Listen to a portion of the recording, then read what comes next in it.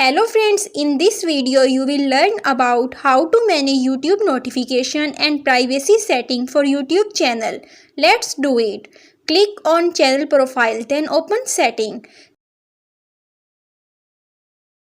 Here you see, choose how you appear and what you see on YouTube.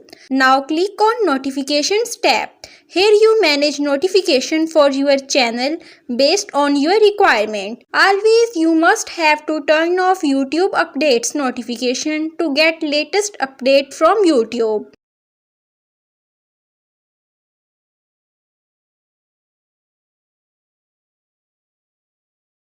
Here you manage settings for playback and performance to control your video viewing experience.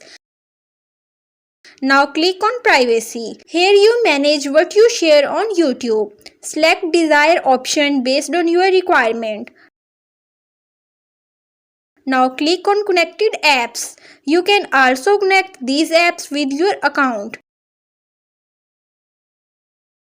Click on billing and payments. Here you enable quick payment based on your choice. After that, click on advanced setting. Here you can manage your channel. Also move your channel to a brand account, and that's it.